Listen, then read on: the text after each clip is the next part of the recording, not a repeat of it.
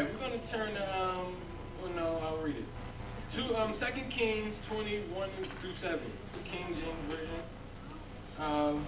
In those days was Hezekiah sick unto death, and the prophet Isaiah the son of Amos came to him and said unto him, Thus said the Lord, set thine house in order, for thou shalt die and not live.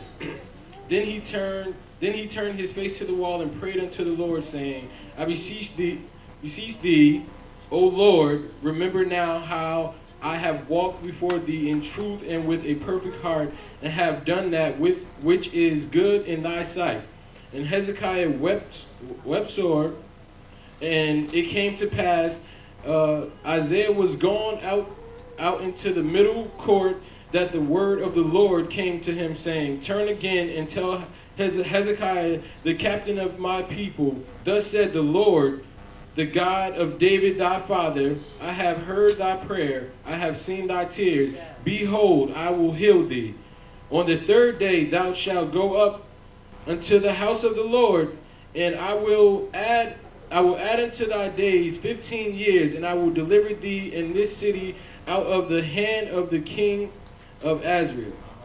And I will defend this city for my own sake, and for my servant David's sake. And Isaiah said, Take a lump of figs, and they took and laid it on the boil, and he recovered. Hezekiah was an honorable man, a well-respected man, also well-liked. He was the king of Israel. He constantly prayed and was in a place where the Lord could use him. Suddenly, King Hezekiah had fallen sick with a deadly disease, and in those days, just like these days, the belief was that you only get sick because of sin, something you had done wrong. Can I ask you a question? I'm glad you want to know.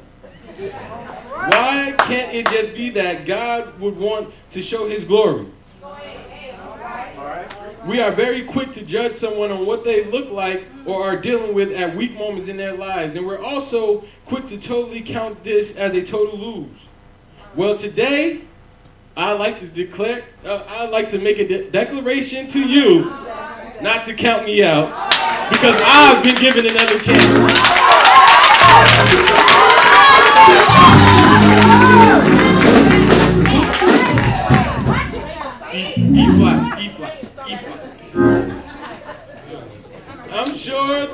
I'm sure that there were people standing around waiting for Hezekiah to die or just give up because he had gotten sick. Instead of his haters and naysayers, he did what I and he know best, and that was get to where only God can hear him pray. People tend to judge me because of what I look like, how I act, how I dress, my hair, and my tattoos. But beyond that, I can say that I know who God is, and I know him to be my Savior. Shocked, huh? You should be. I may not be a king, and I may not do everything right, but I do know how to pray, and I do know to believe God. I have a relationship with him, not a religionship. Yes, times have come in my life where I thought it was over, and yes, people have told me that it was over, and may not even amount to anything. I beg to differ. Don't trip. He ain't done with me yet. If you remember nothing I say, remember this. Don't count me out. He gave me another chance. I promise I'll come through pure as gold.